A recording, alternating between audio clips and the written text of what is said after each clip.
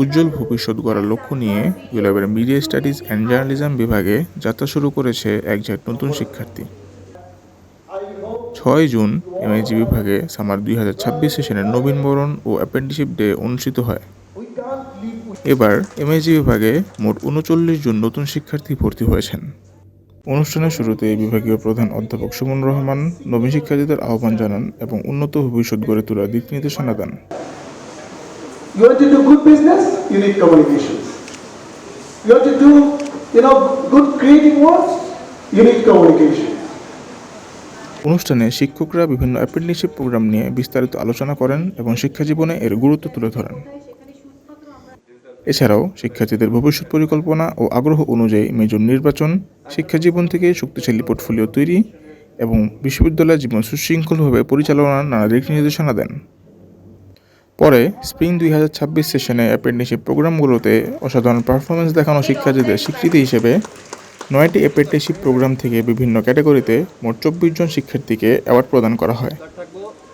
শিক্ষানবিশ প্রোগ্রামগুলোতে তারা জয়েন করার মাধ্যমে ইন্ডাস্ট্রিতে যাওয়ার আগে ইন্ডাস্ট্রিতে কী ঘটছে তার একটা হ্যান্ডস অন ট্রেনিং এই শিক্ষানবিশ প্রোগ্রামগুলোতে দেওয়া হয়।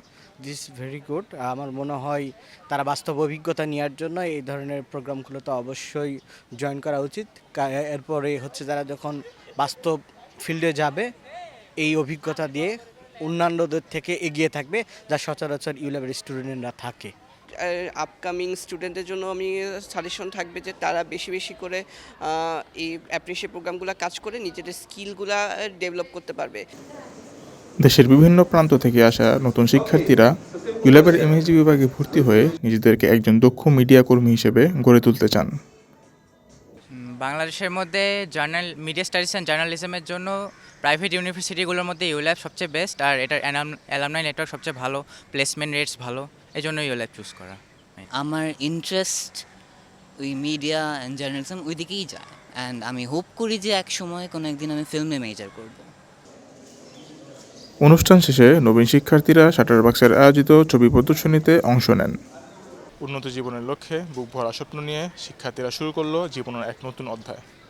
তাদের প্রত্যাশা, শিক্ষকদের দিক নির্দেশনায় তারা তাদের জীবনের লক্ষ্যে পৌঁছতে পারবে।